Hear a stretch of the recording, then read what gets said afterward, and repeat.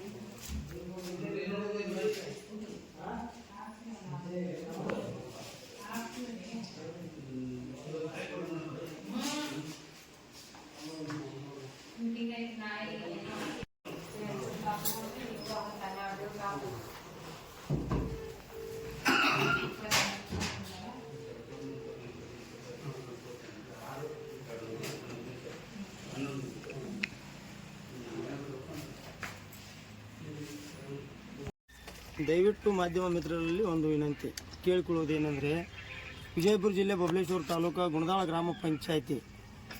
ಗ್ರಾಮ ಪಂಚಾಯಿತಿಯಲ್ಲಿ ಸಂವಿಧಾನ ಪೀಠಿಕೆ ಹಾಕಿಲ್ಲ. ಕಾನೂನು ಆದೇಶ ಇದ್ರೂ ಪೀಠಿಕೆ ಯಾಕೆ ಹಾಕಿಲ್ಲ ಅಂತ ನಾವು ಪಿ ಡಿ ಅವ್ರನ್ನ ಕೇಳಿದಾಗ ಪಿ ಡಿ ಅವರು ನಮಗೆ ಗುಂಡಾವರ್ತನೆಯನ್ನು ಮಾತಾಡ್ತಾರೆ. ಯಾಕೆ ಮಾತಾಡ್ತಾರಪ್ಪ ಅಂದರೆ ನಮ್ಮದೇ ವಿಡಿಯೋ ಐತಿ, ಆ ವಿಡಿಯೋ ನೀವು ಕೇಳ್ಬೋದು.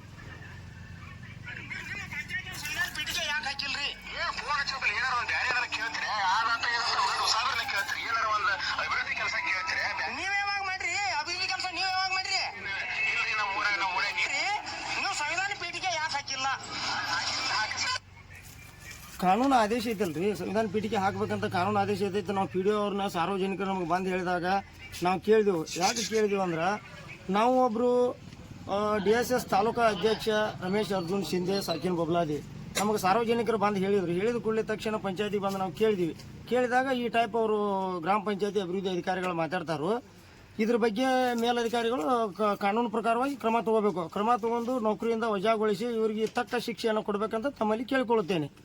ಇಲ್ಲವಾದರೆ ಇವರಿಗೆ ತಕ್ಕ ಶಿಕ್ಷೆ ಆಗಲಿಲ್ಲ ಅಂದರೆ ನಾವು DC ಆಫೀಸ್ ಮುಂದೆ ಧರಣಿ ಕುಂಡಬೇಕಾಗತ್ತೆ.